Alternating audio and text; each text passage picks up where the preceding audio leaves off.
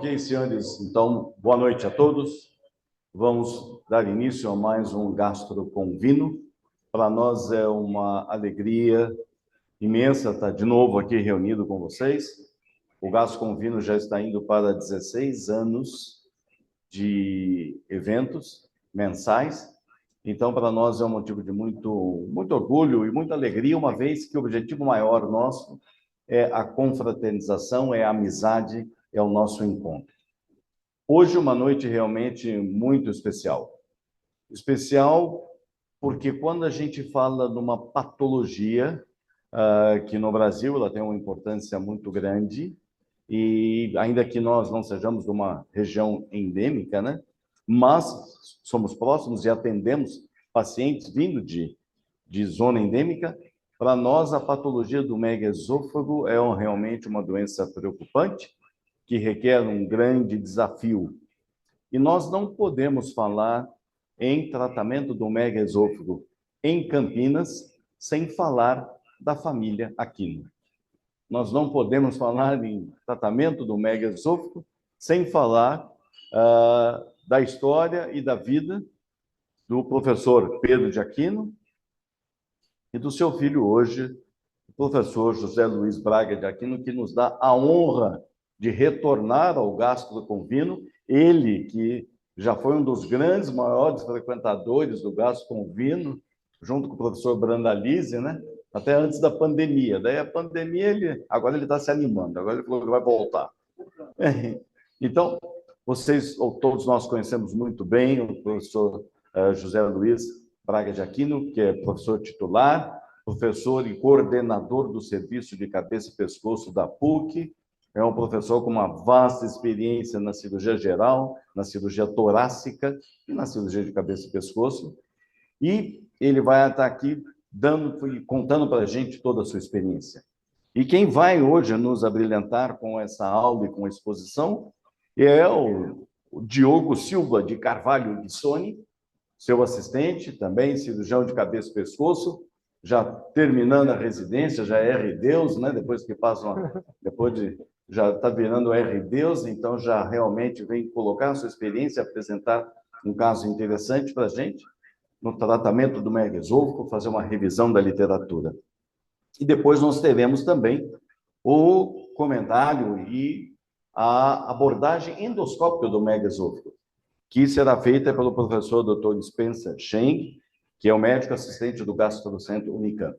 Então, não tenho dúvida que vai ser uma reunião muito rica em matéria não só de informações, mas em matéria de experiência no assunto.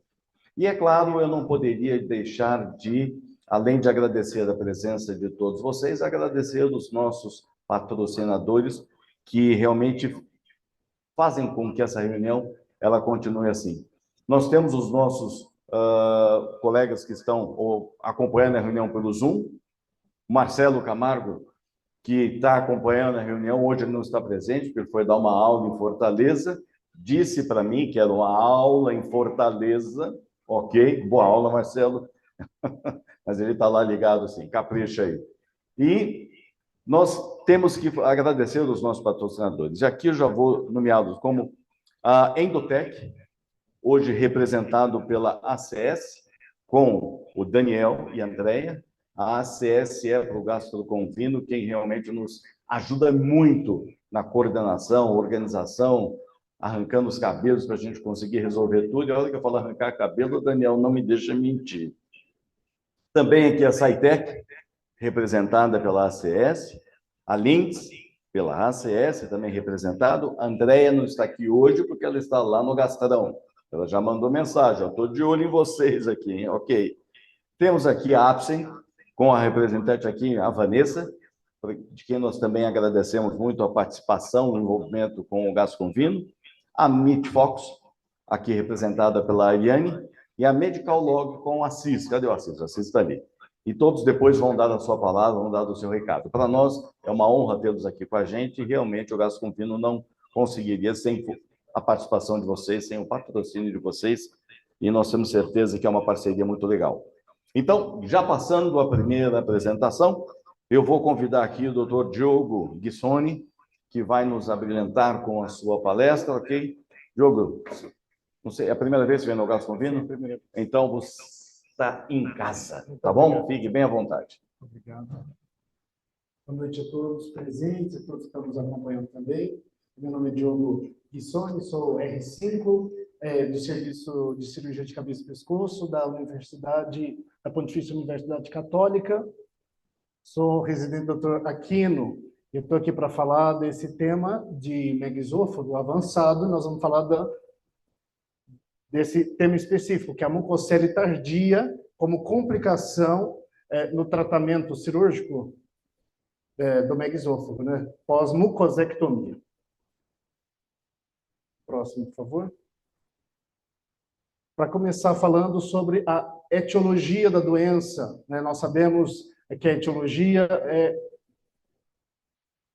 a doença de Chagas, né? Muito comum no nosso país, ela causa o megaesôfago chagásico através do acometimento dos plexos mioentérico e plexo submucoso do esôfago. Outra etiologia também, mais comum fora do país, mas também temos casos aqui no Brasil, que é a etiologia idiopática. E tanto para uma causa quanto para outra, nós podemos aplicar seguramente a técnica que nós vamos dizer, que é a mucosectomia. Próximo, por favor. Então, aqui nós temos tanto um raio-x EEG quanto uma foto de necrópsia de um megaesôfago avançado. E vemos aqui na foto ao lado o quanto essa doença impacta a qualidade de vida do paciente, visto que esse paciente aqui da foto, quantos anos vocês acham que ele tem? Está na faixa de 30 a 32 anos esse paciente, quando essa foto foi retirada, né? Então, o principal sintoma que leva a essa consumpção é a disfagia. Então, o paciente, cada vez mais, ele vai progredindo na disfagia, comprometendo a qualidade alimentar do paciente, levando à desnutrição severa.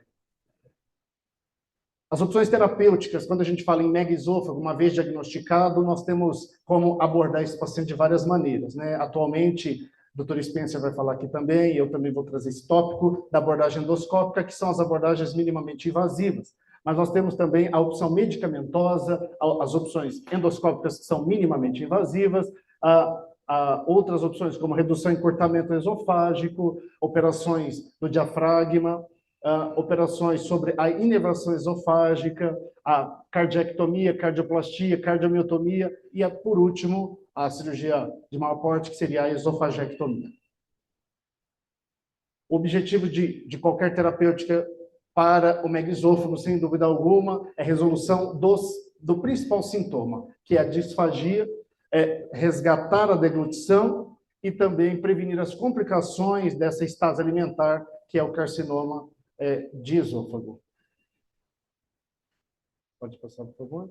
Nós temos aqui uma estatística, né, já de algum tempo, de vários autores que trabalham o N de pacientes, acompanhando, né, os pacientes submetidos à cardiomiotomia videolaparoscópica, comparando mortalidade, morbidade, taxa de óbito e o tempo de acompanhamento dos pacientes. Nós vemos o quanto a taxa de óbito ou mortalidade para os pacientes é até relativamente pequeno, para um N até grande. Ou seja, sem dúvida alguma, nós precisamos intervir para tratar esses pacientes, visto o comprometimento da doença. Quando se trata de megaesôfago avançado, nós estamos falando aqui especificamente de megaesôfago grau 3 e megaesôfago grau 4. Esse diagnóstico e essa diferenciação é feito basicamente através da manometria. O raio-x EEG também ajuda nós a diferenciar pelo aspecto de imagem que nós vemos. Então, algumas características: a retenção do contraste no raio-x no grau 3 é vista em até 30 minutos, a atividade motora é reduzida em ambos, mas o relaxamento do esfíncter esofágico é significativo no grau 4. Na imagem, nós podemos ver um dólico megaesôfago. O esôfago se alonga e ele se torce em torno do próprio eixo. Então, isso é uma característica marcante do megaesôfago grau 4. Nós temos uma manometria de alta resolução, onde nós vemos aí um DCI menor do que 100 milímetros de mercúrio, mostrando um comprometimento significativo do esôfago por causa do megaesôfago, né, da contratilidade esofágica. Próximo, por favor. Entrando sobre o tratamento, então agora nós estamos falando não só sobre o diagnóstico, falamos aqui do raio-x-ED, falamos aqui da manometria para compor o diagnóstico da doença, mas agora já falando sobre o tratamento. Uma das principais, nós temos aqui uma foto, né, de 1955, de dois autores, Câmara Lopes e Ferreira Santos, um espécime de uma esofagectomia total. E aqui ilustrado à esquerda, nós vemos também um raio-x-ED, significando que a doença avançada levando ao tratamento cirúrgico, como todos aqui presentes com certeza sabem, uma cirurgia extensa, uma cirurgia com alto índice de complicação, mas necessária para tentar restabelecer o trânsito alimentar desse paciente. Como opção, aquela cirurgia grande, extensa, nós temos aqui para alguns casos, né, o megaesôfago grau 1 e grau 2, principalmente, o POEM, que é a miotomia endoscópica peroral. Então, ilustrando aqui alguns passos do procedimento endoscópico e uma figura real do procedimento, onde é aberto, né, feita a miotomia e fechamento ali com alguns clipes. E o doutor vai falar isso mais com alguns detalhes na próxima aula. Falamos, então, do tratamento endoscópico, mas vamos voltar na parte histórica. Historicamente, a esofagectomia ela é composta de algumas técnicas, digamos. Nós estamos aqui falando sobre a esofagectomia com toracotomia, que era uma cirurgia também de igual modo extensa, com abordagem torácica, abdominal e cervical, com tempo cirúrgico longo e também com alta morbimortalidade dos pacientes. E aqui uma figura do paciente com uma toracotomia e o esôfago isolado na região torácica. Então, nós vemos ali o pulmão, ali na foto. Pode passar, por favor. Agora, a esofagectomia sem toracotomia. Então, a técnica cada vez mais sendo aprimorada. Nós vemos a técnica de Ferreira, descrita em 73 e 75, a técnica de Pinotti, de 76, que consiste na abertura do diafragma, e a técnica de Oringer, de 81, onde é feita uma dissecção bimanual na abertura da cervicotomia e também na abertura da laparotomia pelo hiato diafragmático. Obviamente, acho que os senhores conseguem compreender que se existem várias técnicas para o mesmo método, significa que nenhuma técnica é 100%. Vai ter a especificidade, a sensibilidade para cada técnica. E nós vemos aqui um levantamento de literatura para a esofagectomia transmediastinal, que é aquela que abre o diafragma, né, invade o mediastino, com alguns autores descrevendo o N de pacientes com a toracotomia de urgência por complicação dessas abordagens transmediastinais. As principais complicações que motivaram as toracotomias de urgência são principalmente sangramento, lesão traqueal e lesão do ducto torácico. E a taxa de óbito, como os senhores conseguem ver, relativamente é 66%, 100%, 50%. Não é uma taxa de óbito tão pequena, com complicações, a indicação, perdão, de toracotomia de urgência é relativamente pequena. Próximo, por favor. O que prediz, então, essas complicações da esofagectomia transmediastinal? A maior dificuldade de dissecção, então, às vezes, o paciente tem abordagens prévias, o próprio desvio do eixo do esôfago causado pelo próprio dólico megaesôfago é um fator preditor de dificuldade técnica. Os ramos arteriais de maior calibre, visto o aumento da vascularização para esse esôfago dilatado, e aderência do esôfago à aorta após procedimentos prévios, como, por exemplo, a miotomia. Isso são fatores para complicação da esofagectomia transmediastinal. E, portanto, como eu disse, no retrospectivo das técnicas de abordagem ao esôfago, nós falamos, então, das esofagés. Surgiu neste contexto, então, de alta morbimortalidade e complicações, surgiu, então, a mucosectomia esofágica, que após estudos experimentais, em 1991, foi apresentada pela primeira vez no Congresso Brasileiro de Cirurgias, no Rio de Janeiro, trazendo um diferencial das técnicas já antes existentes. Então, que consiste no stripping da mucosa esofágica com cervicotomia e laparotomia supraumbilical, a retirada dessa mucosa esofágica e a transposição com tubo gástrico por dentro, né, da túnica muscular remanescente. Então, nós temos aqui os passos da técnica: abertura do esôfago cervical, do esôfago, da porção da transição tóraco-abdominal, a retirada completa da mucosa e a transposição do tubo gástrico.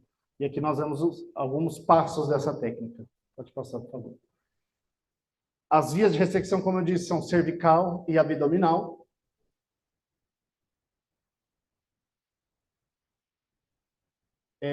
Começando aqui, temos a mucosa isolada na transição tóraco-abdominal, já na região próxima ao cárdia, com o esôfago isolado na foto. Na parte cervical também isolada a mucosa da região cervical.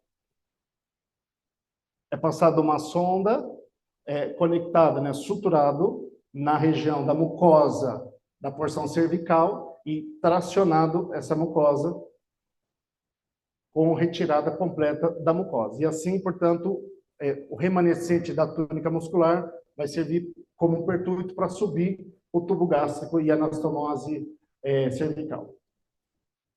Aqui nós temos, então, a mucosa já retirada, aqui retirando, né? Já isolado a mucosa na porção abdominal, e aqui a mucosa retirada íntegra. E entrando direto no caso, então, sobre as técnicas são isso, e nós tivemos, então, um caso lá que eu acompanhei desde o início, inclusive esse caso foi o primeiro caso de quando eu entrei na PUC, então foi a primeira cirurgia que eu acompanhei. Paciente de 62 anos, masculino, paciente com quadro de um megaesôfago idiopático, grau 3, evidenciado por manometria convencional, que evidenciou uma falta de relaxamento do esfíncter esofágico inferior e amplitude de contratilidade do corpo esofágico menor do que 15 milímetros, com score de Cardet de 9 e score de SAED de 2 pontos, mostrando um comprometimento realmente da doença sobre a qualidade de vida do paciente. O paciente foi abordado dia 13 de março de 2020. Acho que vai ter algumas datas, mas eu acho importante frisar essas datas para localizar o quanto esse caso é diferente do que nós já vimos até agora. Então, dia 13 de março de 2020 foi feita, então, a mucosectomia com transposição gástrica retroesternal por via abdominal e preservação da túnica muscular. Então, foi aplicada essa técnica de mucosectomia esofágica. Pode passar, por favor. Então, foi operado dia 13 de março de 2020, quando no dia 30 ele evoluiu com uma complicação operatória por um hematoma cervical. Foi realizada uma cervicotomia, foi drenado esse hematoma e foi visto no intraoperatório uma fístula na região da anastomose. Foi feita, então, a drenagem e a hemostasia. Dia 8 de abril de 2020, esse paciente recebe alta hospitalar com dieta interal por jejunostomia, que é outro passo importante. Na nossa casuística, os nossos pacientes também confeccionado uma jejunostomia alimentar. Paciente mantendo a fístula digestiva cervical com baixo débito. Portanto, ele evolui com essa fístula no pós-operatório, mas a fístula progressivamente vai diminuindo o débito. O paciente vai melhorando e recebe alta. Então, com dieta interal por jejunostomia. Dia 15 de abril de 2020, o paciente já foi evidenciada a ausência dessa fístula, já foi progredida dieta oral para este caso, quando, em maio de 2020, feita a endoscopia, foi vista uma estenose esôfago-gástrica na altura da anastomose do esôfago cervical. De maio de 2020 a outubro de 2020 foi realizado 10 sessões de dilatação com boa resolutividade. Em novembro de 2020 até novembro de 2022, portanto, essa data aqui é importante frisar, portanto, 2 anos de cirurgia, paciente sempre recebendo dieta oral pastosa e até geral, né? Ele tinha dias, conforme a aceitação do paciente, mas comia por boca, sem dieta interal. Quando em novembro de 2022, mais de 2 anos após a cirurgia inicial, paciente com dieta pastosa chega no ambulatório referindo regurgitação com secreção purulenta, além de sinais infecciosos, como astenia, febre, alteração dos exames laboratoriais sugestivos de um padrão infeccioso. Foi realizado uma endoscopia que viu uma fístula látero-posterior com secreção mucoide de aspecto infectado. O que foi feito? Foi feita dieta interal por sonda nasointeral, nessa altura a jejunostomia já tinha fechado já, e feita antibiótico-terapia. Foi realizada uma tomografia que evidenciou uma mucocele na região torácica. A mucocele é possível ser vista, e o tubo gástrico retroesternal. Em novembro de 2022, né, no mesmo mês que ele teve a queixa, foi internado. Foi feita, então, uma videotoracoscopia com abertura da túnica muscular e uma drenagem da mucocele. Aqui é visto a túnica muscular fechada sendo aberta, né, a saída de secreção purulenta, e a túnica muscular ali já aberta, conforme as imagens. Em novembro de 2022 até dezembro de 2022, dia 20, o paciente permanece internado com dieta interal. Nas endoscopias de controle, mantendo a fístula da anastomose esofalogástrica, mas sem evidência agora já de saída de secreção purulenta, portanto, já tratado após antibiótico terapia. Em 21 de dezembro de 2022, o paciente recebe alta hospitalar com dieta interal por sonda e uma drenagem que a gente chama de pleurostomia mínima. O paciente exteriorizado no quinto espaço intercostal, esse dreno que estava vigiando a túnica muscular aberta, exteriorizado na altura do quinto espaço intercostal, mas ainda saindo um pouco de secreção mucoide.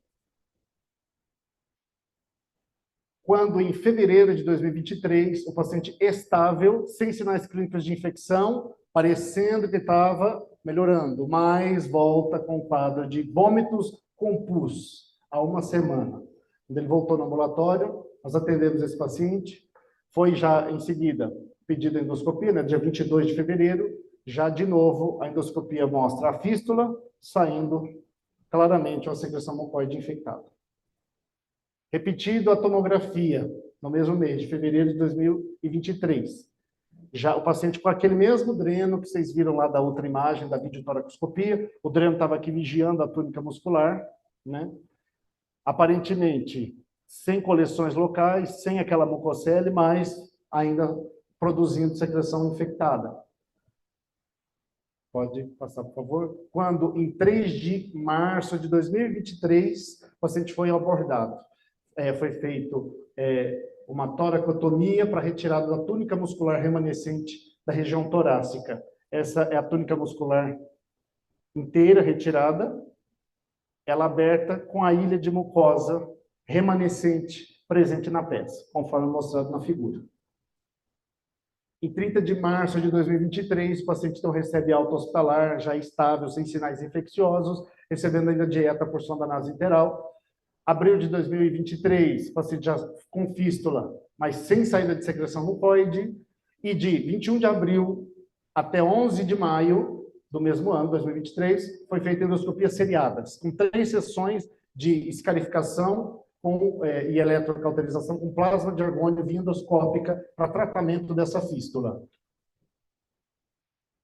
Em 14 de maio de 2023, o paciente já começa a receber dieta oral, progredindo, né, pastoso e depois sólido, associado com dieta interal. Dia 21 de maio, já totalmente oral, sem dieta interal. 1º de junho, o paciente já estava com dieta pastosa, totalmente oral. E de 15 de junho de 2023 até 9 de janeiro deste ano, de 2024, paciente com dieta oral pastosa sólida, sem limitação funcional, já com ganho de 12 quilos desde o tratamento. E a última endoscopia é de dezembro de 2023, com fechamento completo da fístula.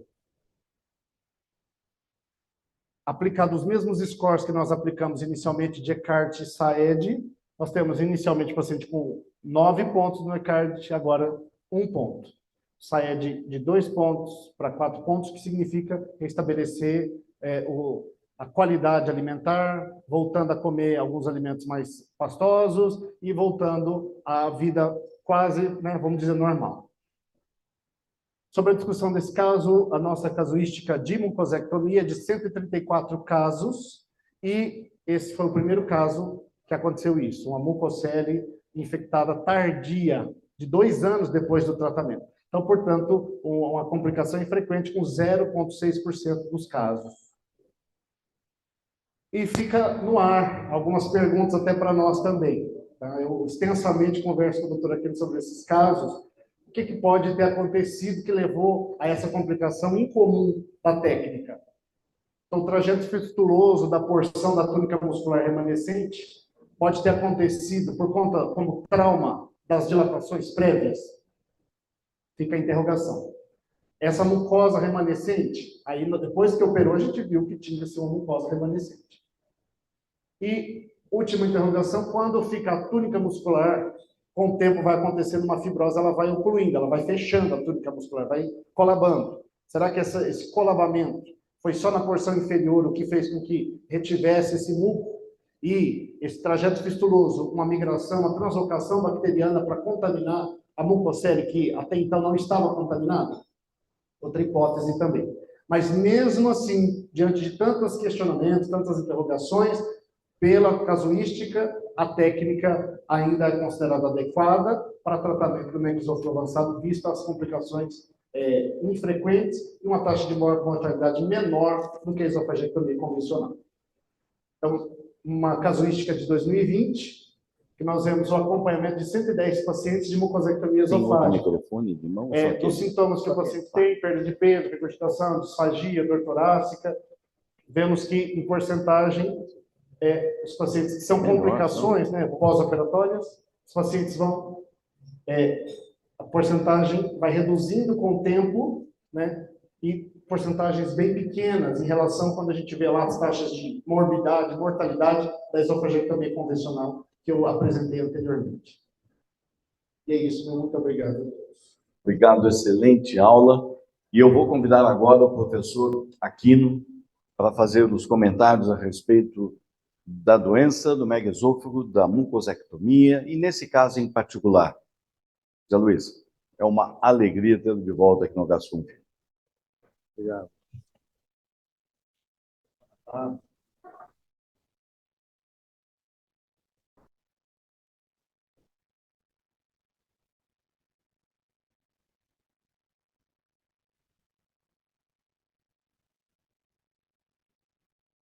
Eu fui frequentador assíduo do Gastrovinho, mas de vez em quando eu vinha, né? Sempre gostei desse relacionamento todos com vocês aí, né? Esse convívio, essa confraternização, muito importante.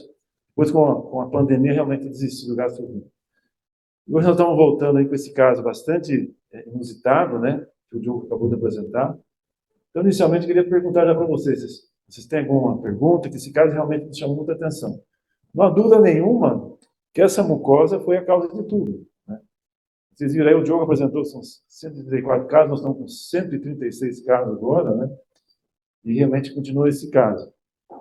No início da nossa experiência com essa técnica, talvez uns 10 ou 15 casos iniciais, nós tínhamos, assim, a pressão, talvez por falta de experiência, de colocar sempre o estômago reto external, deixar o túnel muscular aberto no mediastino.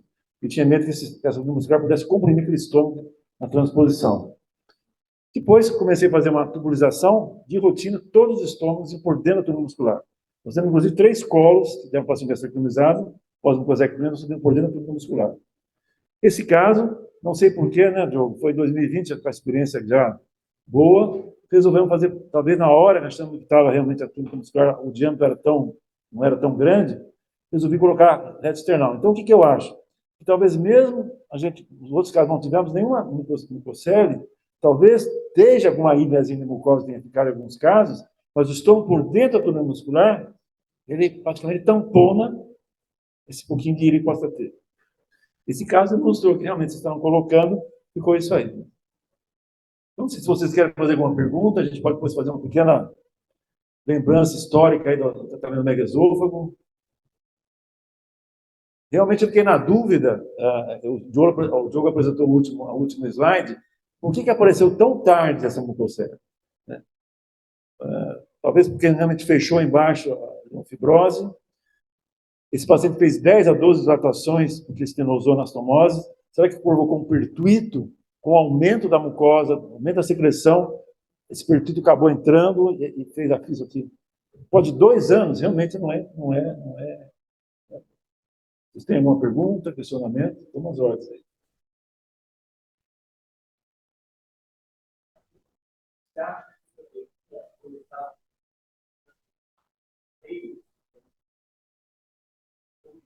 Então, foi tentado pelo grupo escoteiro da PUC colocar um dreno.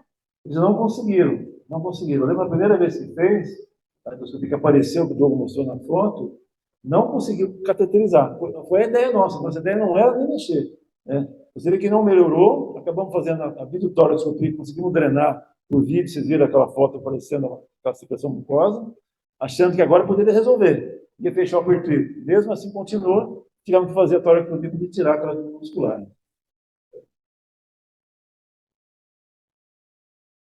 Tem alguma pergunta? Vocês querem que eu faça alguma retrospectiva aí? Eu acho que a hora está passando, vai demorar muito.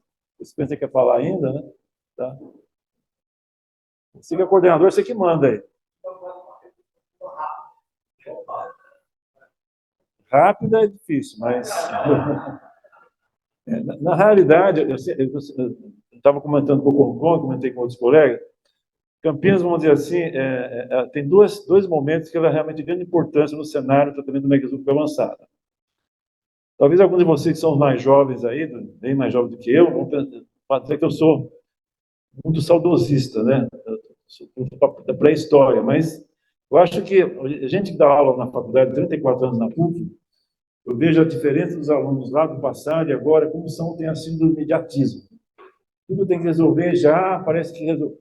Muitas coisas são do passado. Hoje tem as coisas presentes, porque alguma coisa lá atrás alguém fez. Então, eu sempre falo isso no megaesôfago, né? Na realidade, megaesôfago avançado é Brasil. Quem foi o grande mentor do megaesôfago avançado? Todo mundo falou lá, Câmara Lopes, em 54, né? Câmara Lopes apresentou os 2 primeiros casos no mundo de esofagectomia. Imagine em 54 em Ribeirão Preto, que não tinha nada que se tem hoje, ele foi realmente um pioneiro. Em 55, ele faz a semana do megaesôfago, de setembro de 55, onde, por exemplo, meu pai, Pedro de Aquino, quem alguns conheceram aí, né? Hoje já não deixou há 32 anos, né? E as intermediações. E ele foi convidado, ele foi aprender com o Câmara Lopes em setembro de 55. E já fazia esofagectomia para câncer, mas para megaesôfago ele nunca tinha feito. Isso me falou muitos anos depois. O Câmara Lopes apresentou vários casos já operados em Ribeirão. Só que o que o Câmara Lopes fazia? Eles não tinham os cuidados que tem hoje. Não tinha nada, entendeu? Imagina, fazendo pioneiros. Ele fazia toractomia, que ele mostrou, esofagostomia e magastostomia. Eles não tinham TI, não tinham antibiótico, não tinha nada. Né? Porque não queria prolongar o tempo cirúrgico. Os pacientes não tinham TI. No segundo tempo, ele subiu o estômago external. Né? Bom, o que aconteceu? Em 56, começo de 56, o Pedro de Aquino fez um final de semana de megaesôfago em Campinas. Ele convidou o Câmara Lopes para operar um caso, quando sábado e domingo no Hospital Santo Antônio, que hoje está o Renascença, que vocês conhecem, da Itapura, da Hospital Santo Antônio. Tem 2 casos. Um caso, ele ajudou o Câmara Lopes, né, fez a cirurgia do Câmara Lopes, fez esofagostomia e gastrostomia. No segundo caso, meu pai, o Pedro aqui, operou, o Câmara Lopes ajudou. O que ele falou durante a cirurgia? Isso me contamos anos depois. O que não fazemos no mesmo tempo? Não, o Câmara Lopes falou para ele, não vamos fazer muito tempo, não, mas o nosso anestesista aqui em Campinas é bom, dá para levar o caso. Nós temos um TIzinho aqui, a gente fica com o doente 24 horas. Aí eles fizeram, então ele foi pioneiro, o Câmara Lopes, subiu o estômago por via digestão posterior no tempo só. E até então ninguém tinha feito.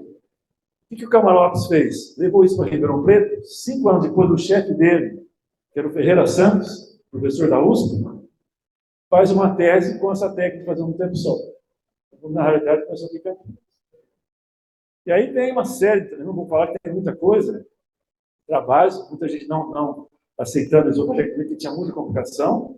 E aí que vem a grande, quem é da área do Rio Preto, que vem a grande cirurgia do Serradório de São José do Rio Preto. Né? Que vários trabalhos lá, de Rio Preto, depois o pessoal de Goiânia começou também a fazer, né? Quando 2 grupos, o grupo da Escola de Belo Horizonte, liderado por Alcino da Segunda Sociedade Técnica Berentina, que achava que a esofagectomia era muito grande, ao mesmo tempo, o Serradório mutilava o estômago, sem precisar, quando tinha doença no estômago. E o grupo de São Paulo, do Arrigo Raia, tem os menos jovens, lembram desses nomes. Mas aí o que acontecia? Era uma cirurgia que fazia na sua manta torácica, se tinha descente, o paciente morria de Smith. Foi quando, então, o David mostrou lá na foto a técnica do Pinotti, do Ferreira, da esofagectomia sem toracotomia. Estourou isso aí, veio. E aí, como é que começou a história da mucosectomia? Tem toda uma história. Posso contar ou não? Pode. Em 88, eu tinha meus 9 anos e meio de formado só, né? Já estava na PUC, nosso chefe era o professor Reis Neto, vocês todos conhecem. Só que o Reis Neto sempre foi ligado à proctologia, vocês sabem disso, ele era superativo, conhecido internacionalmente. Não mexia com o pesou. Embora meu pai, eu queria que ele estivesse lá, mas meu pai era totalmente contra a cirurgia de esofagectomia sem toracotomia. Até tive uns certos assim, desencontros com meu pai, porque eu já estava jovem, querendo fazer as coisas novas, e ele fazia esofagectomia só por toracotomia. Mas, enfim, o que aconteceu em 88? Nós operando dois megaesôfagos, foi esse diferente de 2 meses, os pacientes tiveram 2 acidentes com a técnica hipnótica da transmedicinal. Uma lesão de asa, que o paciente morreu na mesa, sanguinado, né? E o outro, um mês e meio depois, foi uma lesão de traqueia, né? Esse paciente acabou saindo vivo, mas tivemos que fazer toracotomia de urgência para suturar a traqueia, graças ao bom anestesista que puxou o tubo e suflou o balonete, deu para suturar a traqueia por toracotomia, o paciente teve uma série de complicações, internado, reoperação, 2 meses e meio, internado, 3 UTIs, tá? Teve alta. Baseado nisso, eu, jovem, querendo fazer coisa nova, o Reis Neto sempre ligado à parte também de pesquisa, né? O pediatria não era tanto, mas grande cirurgião, aprendi muito com ele. Eu falei para o professor Reis Neto, professor, temos que mudar, né? O que ele falou para mim? Ele falou assim, estou indo para a Espanha, para Barcelona, vai ter um congresso aqui uns dias, que tem um cara lá que mostrou para mim, mostrou que eu já li no resumo do trabalho, que ele tira só a mucosa, a submucosa do músculo, do esôfago, certo? No caso de câncer de cárdea. Falei, então, professor, se eu quiser, traz lá a técnica. Ele foi lá, um mês depois, o Reis Neto traz para mim a técnica.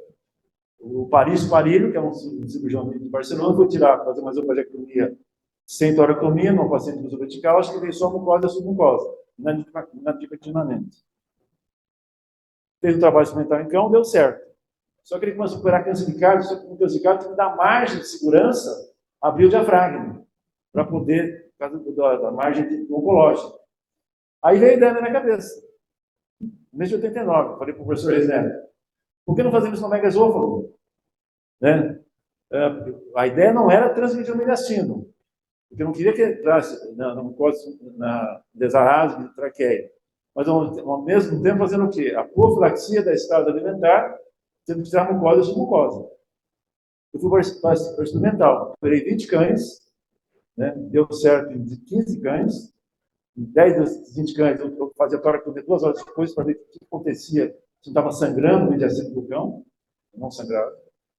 Aí eu apresentei esse trabalho no primeiro Congresso Brasileiro de Cirurgia Experimental em Maceió, em agosto de 89.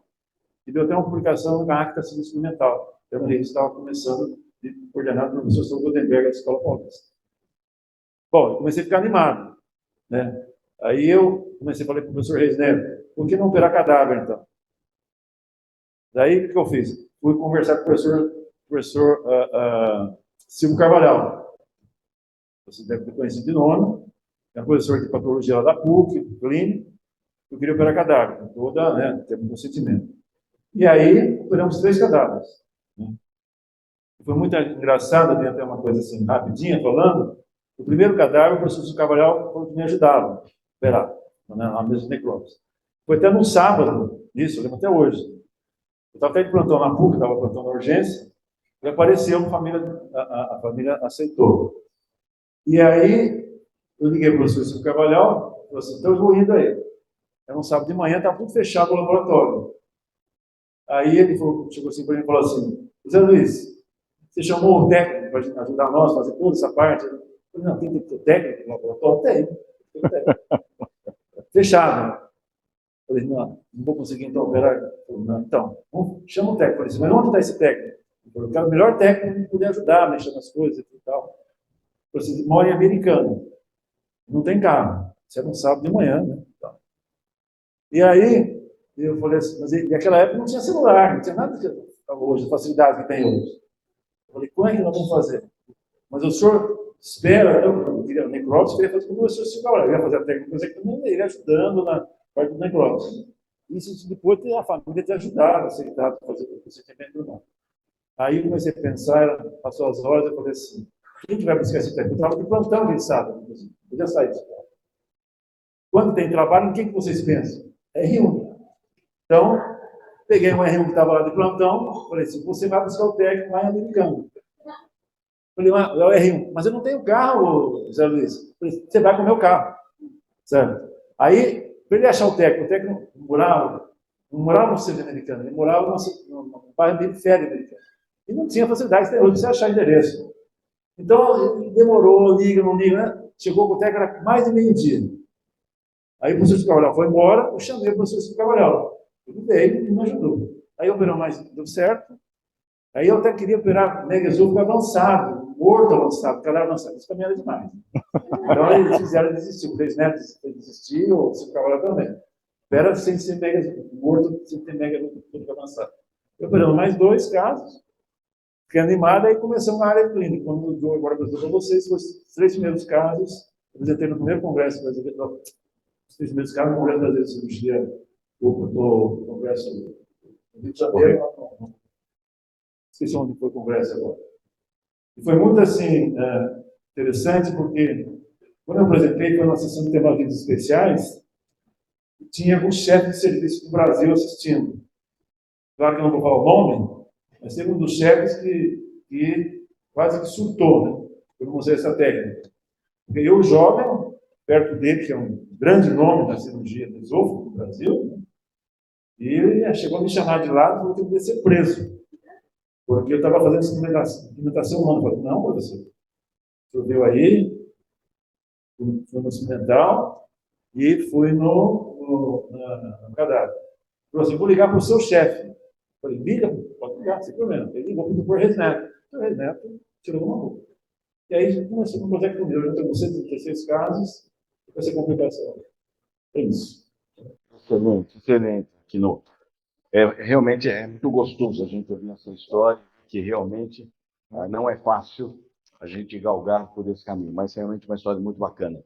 E agora, para falar então da parte nossa, dos nossos endoscopistas, o tratamento endoscópico do megaesôfago, para aqueles casos em que ainda não necessitam de uma cirurgia para o megaesôfago. Então, vou chamar o doutor Spencer Shen, que nos dá a honra da sua apresentação. Obrigado por estar aqui com vocês. E um prazer ouvir as histórias do Aquino. Para quem não sabe, o professor Aquino foi membro da minha banca de doutorado. Tive a honra de como membro da minha banca. Agora, ao invés de ver a parte do neurológico avançado, que foi que o jogo brilhantemente apresentou, nós vamos voltar um pouquinho no tempo e vamos ver.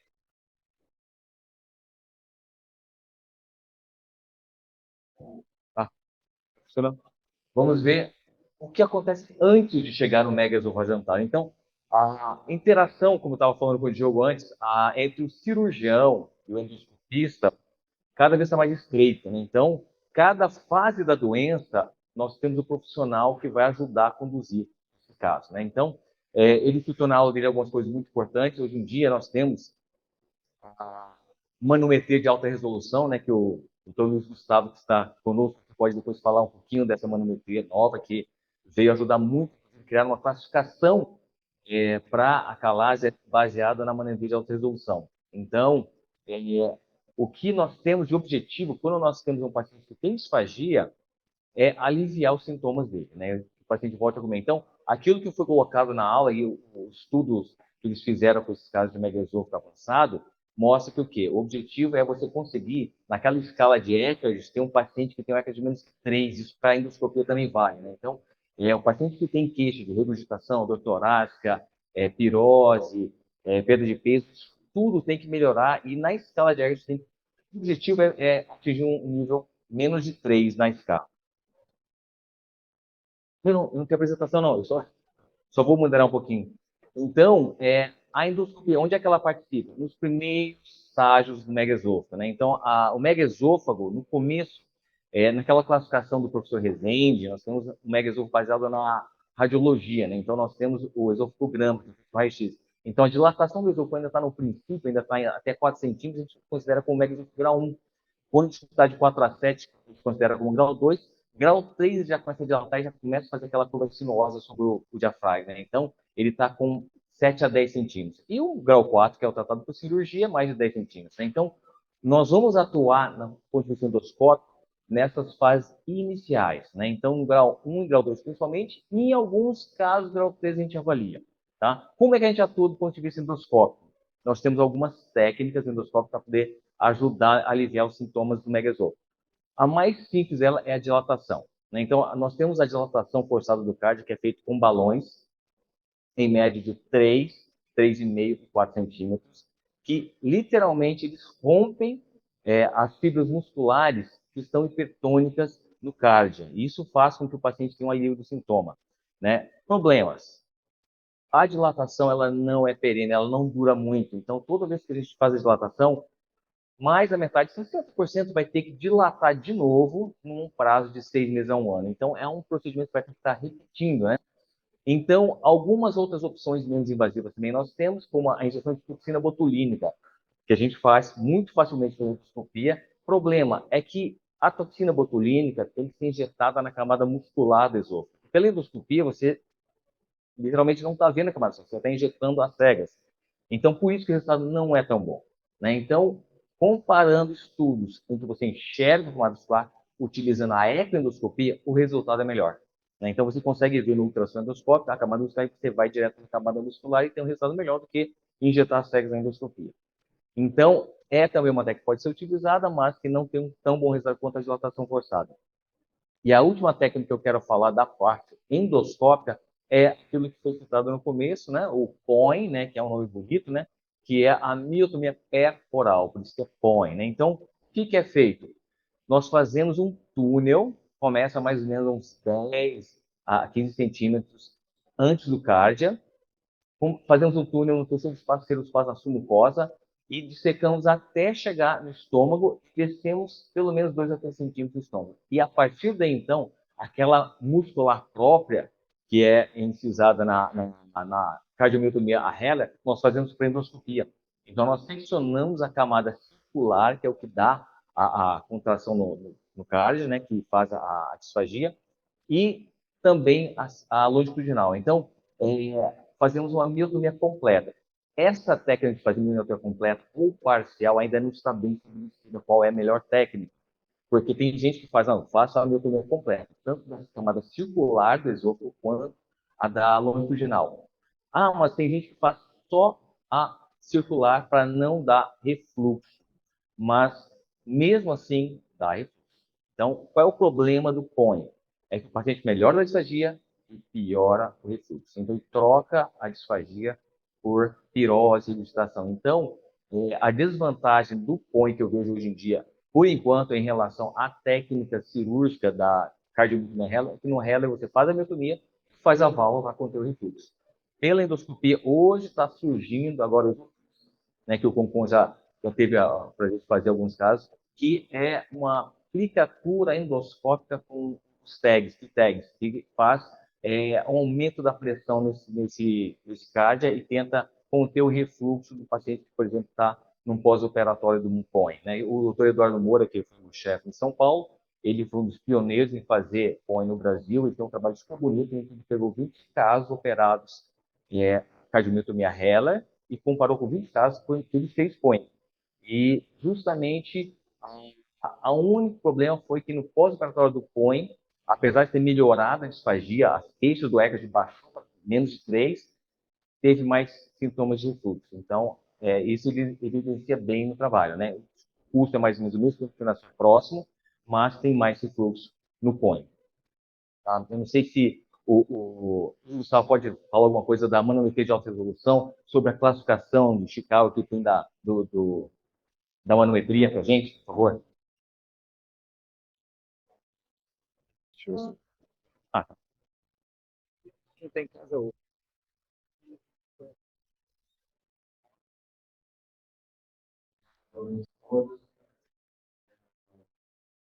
Bom, pense que eu complicado da oportunidade. falar. Acho que a manometria ela acaba me acompanhando desde o começo da minha vida. Fui R único de cirurgia torácica. Vou pegar um monte de manometria, olhar e falar para o meu chefe assim: o que é isso? É uma manometria. Ah, e aí eu fui estudar. Minha prova de título especialista, manometria esofágica com megaesôfago. E aí, uns anos depois, estava eu estudando. Mas a manometria de alta resolução, que hoje a gente conseguiu ter o prazer de fazer na clínica com, tem uma evolução muito importante, né? Em vários diagnósticos, e na parte do megaesôfago é um avanço bem considerável. Especialmente porque a manometria vai mostrar o ponto principal da etiologia do megaesôfago, que é a calase. A gente tem lá falta parcial ou completa do relaxamento do esfíncter inferior, ou da região, da zona do esfíncter, né? Que isso que veio ao ampliar um pouco o diagnóstico pela classificação de Chicago. Então, vou tomar a liberdade de não discorrer toda a classificação, que é muito longa, mas enfim, o que a classificação de Chicago ampliou foi não pegar só o esfíncter, mas toda a região, a zona de pressão que envolve diafragma, crura, enfim, toda essa região que dá realmente a continência do esfíncter do estômago, do esôfago e estômago. Então, é possível, com a manometria de alta resolução, a gente perceber sinais bem mais precoces do começo da falta de relaxamento do esfíncter. Seria pegar um megaesôfago bem mais precocemente. Então, a gente evitaria, por exemplo, chegar nos casos que o Diogo e o Turacini mostraram hoje, que são já megaesôfagos bastante avançados. Né? É importante, assim como os cirurgiões estão bem conectados ali, eu vejo muitos casos em que o sintoma do paciente em nada se parece com disfagia, nada se parece com megaesôfago, e sim com sintoma de refluxo. Né? Muitas vezes o paciente ele é tratado muitas vezes como refluxo, ele é conduzido como refluxo, mas na verdade ele tem uma diminuição ou de peristalse, nem sempre tem falta de relaxamento no esfíncter, já tem uma diminuição de peristalse. Isso pode dar uma certa confusão na hora de fazer o tratamento. Para mim, o principal ponto disso é a falta de melhora do sintoma.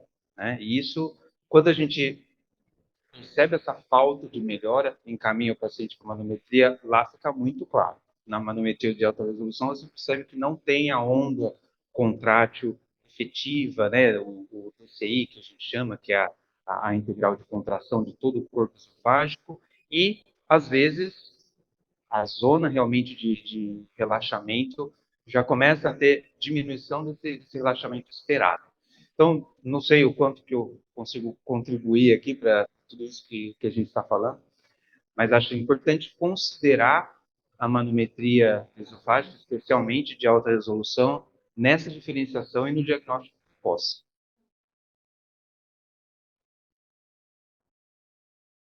Obrigado, Luiz.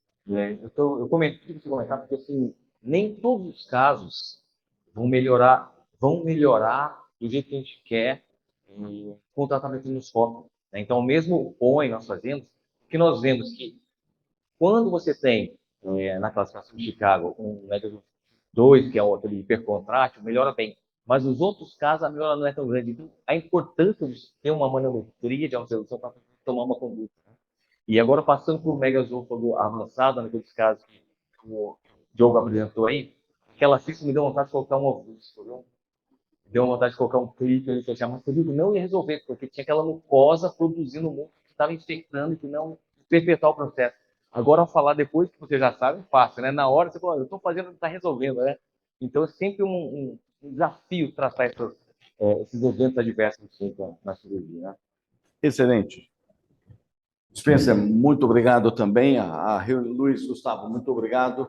Realmente o evento... Alguém quer fazer alguma pergunta aos nossos palestrantes? Não? Eu só queria falar que nós estávamos com 14 colegas assistindo em casa e eu vou ressaltar aqui Antônio Cruz, Toninho mandou um abraço, Conrado Reis, que não larga a bike dele, podia vir de bike, já falei para ele, o Drauzio Moraes, o Vitor Pila, que também fica só, né, em home office, né, Pila? Vem beber, tomar um vinho com a gente aqui, Pila. Mas, de qualquer forma, muito obrigado pela participação de vocês junto com a gente. E agora, dando sequência na nossa reunião, antes até de passarmos para a brilhante aula do Fabrício Bagaroli, da Vecchio Mundo. Fabrício, que é um companheiro já do Gasconvino. Há quantos anos, Fabrício? Você fala aqui para a gente já depois. Quantos anos? Que vai falar sobre essa uva fantástica, o Castelão. Vamos ter uma aula. Antes dele, deixa eu só achar aqui, que é muita coisa. Eu vou convidar os nossos patrocinadores que vão falar, vão dar um recado, vão dar um oi para a gente, tá certo? Então, começando aqui com a Endotec, representada aqui pela ACS, o Daniel vai conversar com a gente, e depois nós vamos ter a Scitec, depois a Lynx, depois a Vanessa da Apsen, vem falar com a gente, depois a Ariane Mitfox, e depois o Assis da Medical Log. E eu não poderia deixar de falar aqui do nosso suporte técnico aqui, que é o que faz com que tudo isso aconteça, que é o Albert Corbett e o Wagner Concon, que conseguem fazer esse negócio virar. Boa noite a todos, tudo bem? Vou falar com os dois microfones aqui, que é para o pessoal em casa poder nos ouvir também. É uma satisfação e um prazer a gente poder proporcionar e estar com vocês nesse encontro maravilhoso, né? Que, como o Dr. Concon muito bem lembrou, já é o 16º. Estamos entrando no 16º ano do Gastro com Vinho, né? E o nosso propósito é sempre trazer as novidades, é trazer o que cada vez mais tem surgido na endoscopia minimamente invasiva, né? Para que estejam sempre bem informados sobre tudo que a gente traz. Então, hoje, da parte da Scitec, da Endotec, que está esse ano conosco no Gastro com Vinho, a Endotec hoje é uma das principais representantes no Brasil da linha Pentax, e eles estão lançando hoje mundialmente, atualmente eles estão lançaram no SBAD, estão lançando no Gastrão, o Inspira, que é a primeira processadora no mundo 4K, né? Então, hoje, e também intercambiável com outros equipamentos digitais da Pentax. Então, quem tem Pentax ou sabe de alguém que tem Pentax, hoje existe essa possibilidade de ter o melhor equipamento, o mais moderno equipamento, vamos dizer assim, com tecnologia intercambiável com aquilo que já está no mercado. A Endotec também, e a qual nós representamos, a linha da Pentax a ACS não representa aqui na região, mas é muito mais no sentido de dar a vocês a noção do que existe hoje de mais moderno, juntamente com outras tecnologias. Nós trabalhamos hoje a linha corpórea com a Endotec, que é o único balão intragástrico que existe hoje no Brasil, com versões em 6 meses e 12 meses de utilização, e um dispositivo de altíssima tecnologia e confiabilidade. E também nós temos o portfólio da GMI Medical, que é uma empresa de Sorocaba, é uma hoje das referências nacionais nessa área de gastropexia e PEG-Pool, né? Eles estão com uma fábrica nova em breve, a gente vai ter a possibilidade de, inclusive, marcar visitas a essa fábrica, e é um orgulho toda vez que a gente vê uma fábrica no Brasil com o nível de tecnologia, com o nível de certificações que essas empresas têm, a gente se pergunta por que eu não sabia antes que existia esse tipo de parque fabril no Brasil, porque a referência que a gente tem são sempre os parques fabris de fora do Brasil, mas existe hoje empresas de altíssima tecnologia e de altíssimo nível de fabricação aqui mesmo no Brasil, e em breve a gente vai ter a oportunidade de ver isso. E também, então aqui nós temos a linha da Endotec, que está conosco como patrocínio. Agora a gente vai falar um pouquinho da Scitec. A Scitec, a gente tem o vídeo. Lembrando que, atualmente, o Brivil, né, hoje é um equipamento que é Scitec. Então, cada vez mais, a visualização da via biliar, hoje é a melhor tecnologia de via biliar que existe hoje para se poder adentrar a via biliar, pertence hoje à Scitec e ao Brivil. E a gente vai mostrar o vídeo da Scitec aqui para vocês.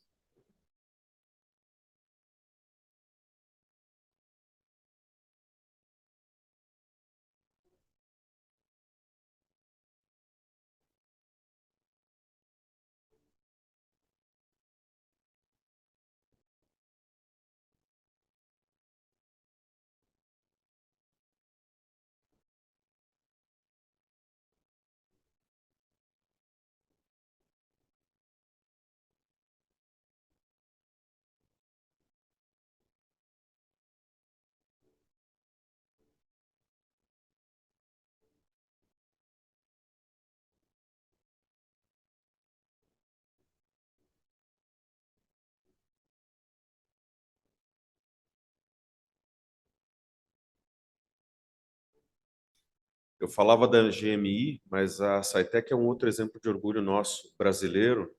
É uma fábrica de altíssima capacidade tecnológica, um nível de produção e um nível de tecnologia elevadíssimo que dá orgulho para a gente, capaz hoje, inclusive, de concorrer com as melhores referências do mercado mundial. Inclusive, a Cytec exporta para outros países as tecnologias hoje que ela possui.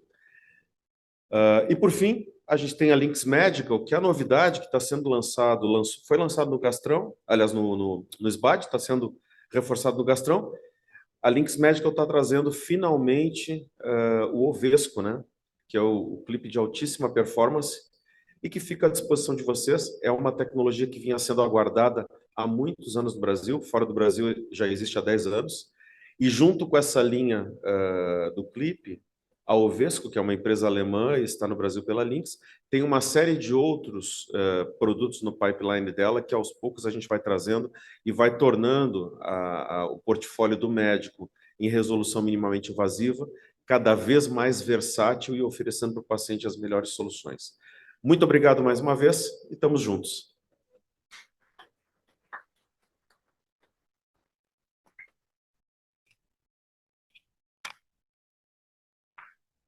Bom, boa noite a todos. Quero agradecer. E os dois. Bom, boa noite a todos. Quero agradecer mais uma vez a presença aqui de todos vocês. E a Apsen estar participando desse evento é um orgulho para a gente agradece, né, essa parceria de sucesso. A gente tem um vídeo rapidinho para falar do nosso principal produto na linha gastro, que é o Iniloc, né, que eu acho que eles vão passar para a gente.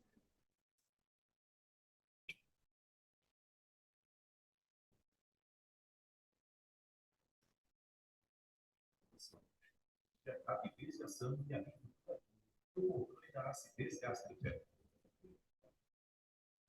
Iniloc é um pantoprazol magnésio, uma exclusiva tecnologia Selected Release System que reverse o comprimido com duas camadas, uma interna e uma externa. A função da primeira camada é permitir que o ativo passe intacto pelo esôfago e estômago. Assim, a segunda camada é dissolvida no duodeno, principal local de absorção. Por vezes menos solúvel.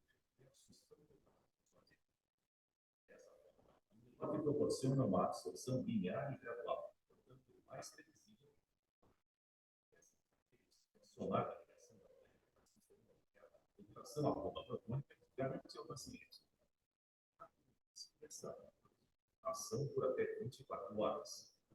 E tem que atingir altos níveis de alívio sintomático. Taxa de cura superior a soluções de cicatrização em 4 semanas. O conjunto único de benefícios garante resultados que atendem às expectativas de pacientes e especialistas. Esse resultado só é possível com a combinação da tecnologia de Iniloc com o diferencial do pantoprazol magnésio, que traz eficácia com um alto nível de segurança. A grande novidade é que agora os pacientes podem ter um tratamento pleno com uma única compra. O novo Iniloc 90 garante um tratamento completo para DRGE e lesões ácido-dependentes. Essa novidade oferece ainda mais comodidade e economia para os pacientes, pois se trata da opção mais acessível do mercado. Iniloc, tecnologia, rapidez de ação e alívio duradouro no controle da acidez gástrica. Bom, gente, a gente tem uma linha bem extensa na linha da gastro, então, assim, aos poucos a gente vai apresentando os produtos para vocês e a gente fica à disposição e muito feliz de estar participando desse evento com vocês, tá bom? Obrigada.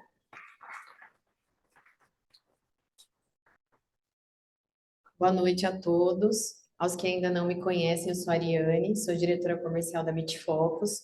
A Mitfocus é uma startup de tecnologia voltada a levar soluções financeiras e tributárias especificamente para vocês, médicos e médicas. Novamente, é uma grande felicidade estar com vocês presente aqui no Gastro. Em especial, gostaria de compartilhar minha gratidão de encontrar o Dr. José Luiz de Aquino. Há 8 anos atrás, nós tivemos a alegria de tê-lo como cirurgião da minha irmã, para retirar um nódulo de tireoide. Foi um momento muito importante, a minha irmã é especial, então É muito bom sempre estar presente com vocês, encontrar conteúdos de excelente nível e profissionais ótimos que a gente pode contar aqui em Campinas. Então, se vocês precisarem de qualquer ajuda relacionada a temas financeiros e tributários, será um prazer auxiliá-los, realizar diagnóstico tributário, então contem com a gente sempre. Obrigada. Olá, pessoal, boa noite. Prazer de estar aqui com vocês. Eu sou o Assis, eu trabalho na área de gastrostomia já faz uns 15 anos e eu sou diretor da Medical Log. Nós trouxemos para o Brasil, recentemente, a linha de dispositivos para a linha interal da AMT. Tá? Então, mostrando um pouquinho para vocês o bottom de gastrostomia, que já está no Brasil, é o Mini One. Então, ele vem com um design bem diferenciado para minimizar o risco de complicações na pele. Tá?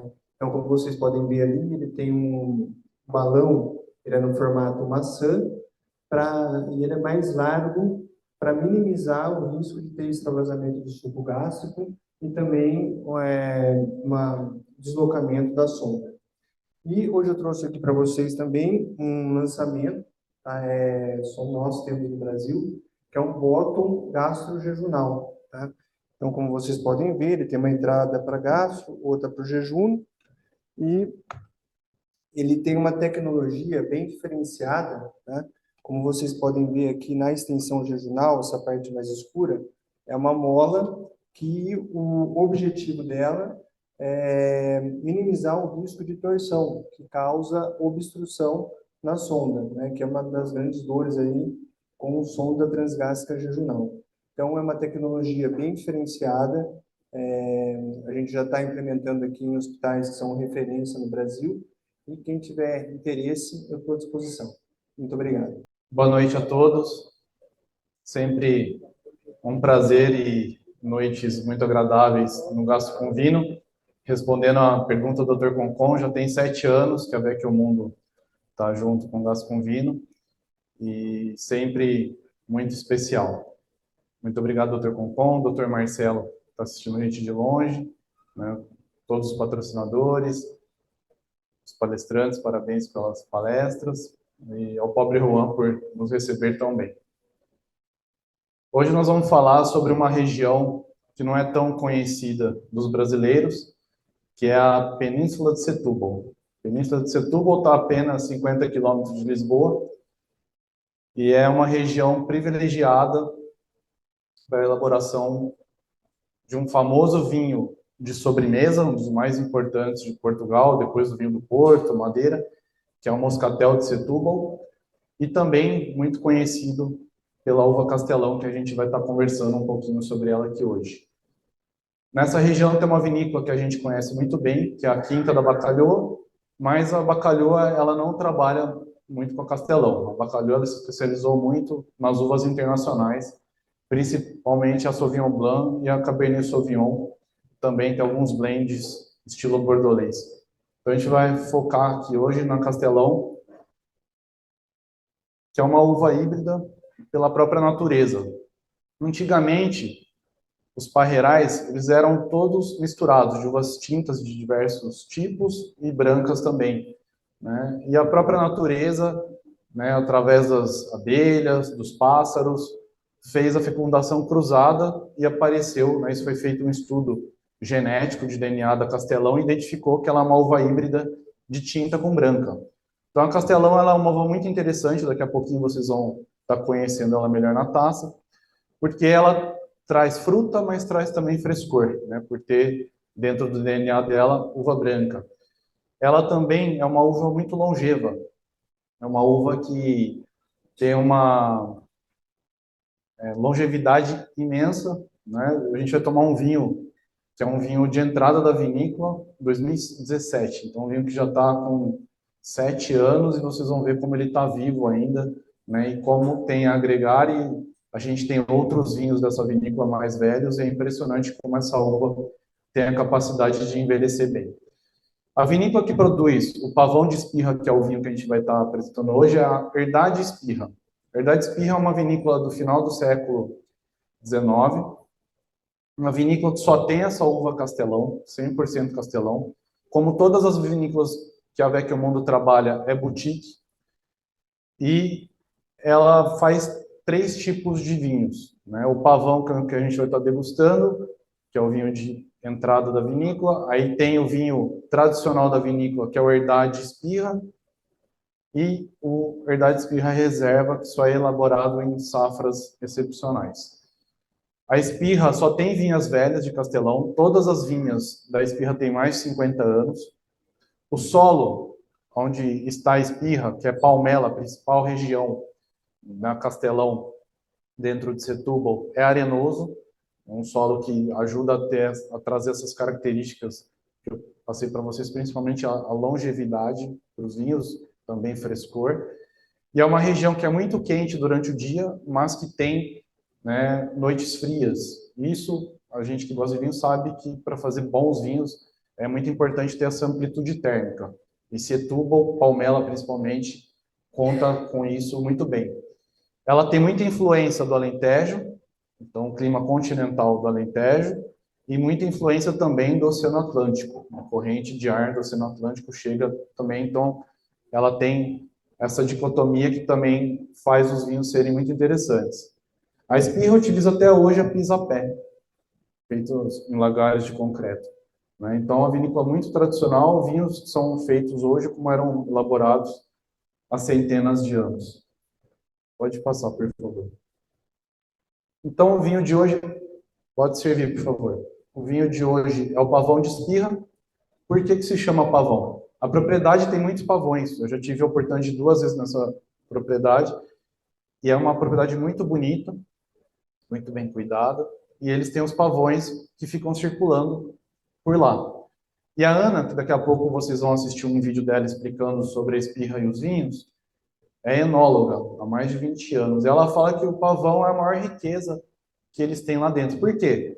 Quando a uva está pronta para ser colhida e vinificada, o pavão está comendo ela. Então, o pavão é o termômetro para ela saber o momento exato para essa uva ser colhida. Olha que coisa interessante.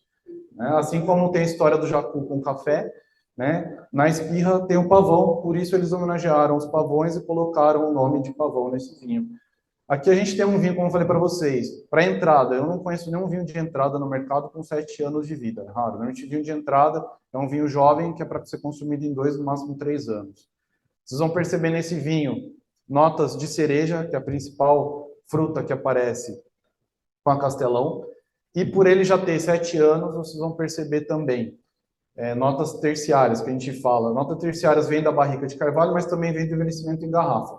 Nesse caso, esse vinho foi vinificado no lagar a pé, depois ele foi envelhecido em lagares de cimento, assim como era feito muitos anos atrás. E ele vai trazer notas de especiarias, como cravo, canela e pimenta. Pode passar, por favor. A vinícola tem mais 2 vinhos, então o tradicional, que aí já é um vinho 2015, então um vinho de 9 anos. Aqui a gente já começa a entender a longevidade mesmo da Castelão, passando por 12 meses em barrica de carvalho francês de segundo uso. Esse vinho está espetacular, maravilhoso. Clientes falam que é um dos melhores vinhos do nosso portfólio, principalmente para cliente que gosta de um vinho pronto para ser bebido, que é difícil de se encontrar no mercado também. Vinhos com mais de 5, 6 anos, né? O giro dos vinhos está muito rápido, a gente não consegue mais encontrar vinhos mais maduros. Pode passar, por favor. E esse é o reserva, elaborado só em safras excepcionais. Esse aqui, 2017, que foi a melhor safra desse século em Portugal. 2 anos de carvalho francês, barrica da Borgonha, de primeiro uso. Tosta leve para manter todas as características do terroir. Aqui, só vinhas com mais de 80 anos. Então, o vinho de entrada só tem uvas com mais de 50 anos e o principal mais de 80. A gente vai colocar agora um vídeo da Ana, para vocês conhecerem um pouquinho mais sobre a Spirra.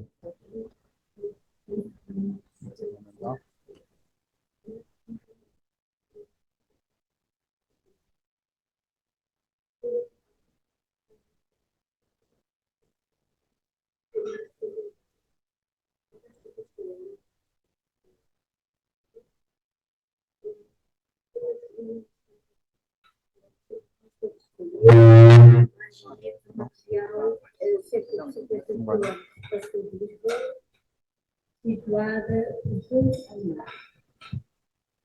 A nossa produção é efetuada de forma muito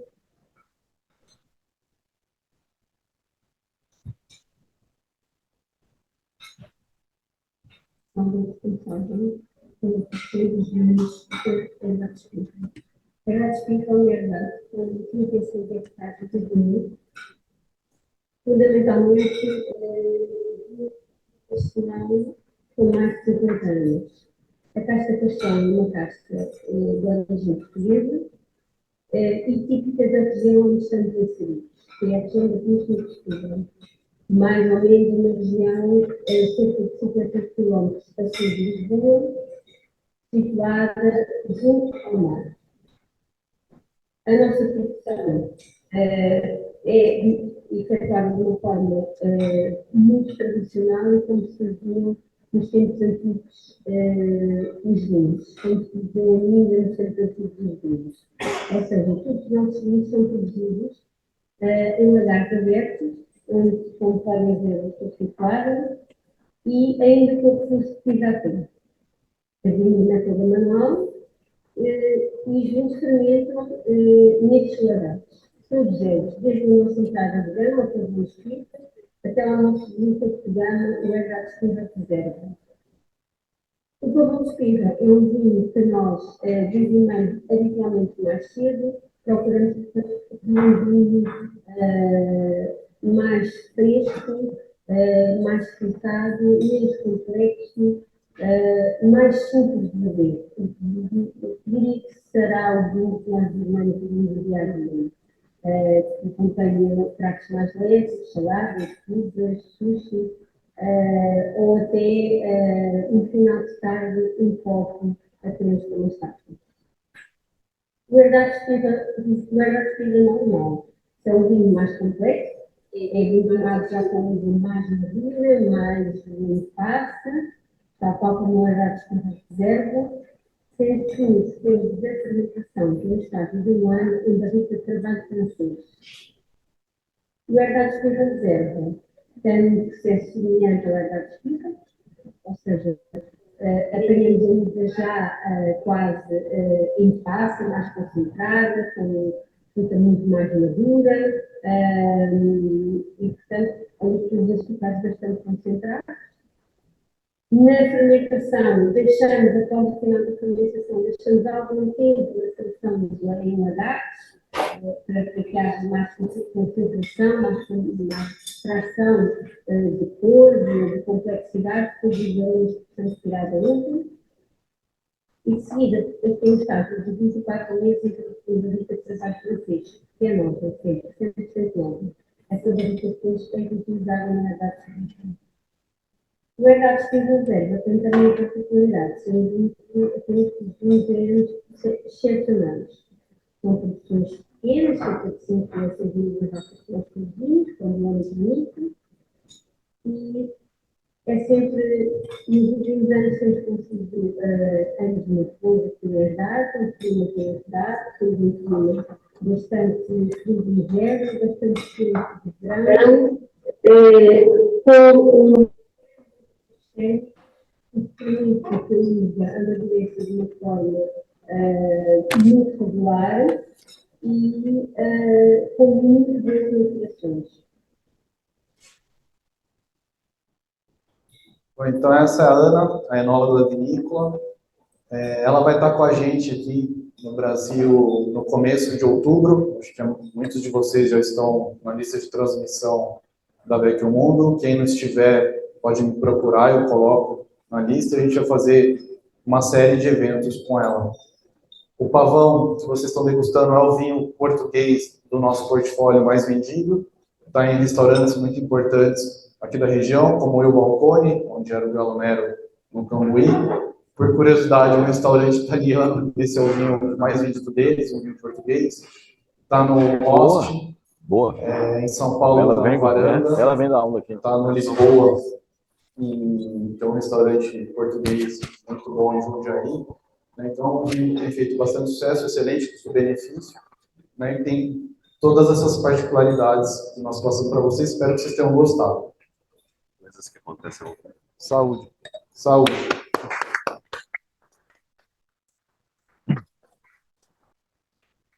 Peço o microfone, Fabrício. Desculpa. Não vai, imagine.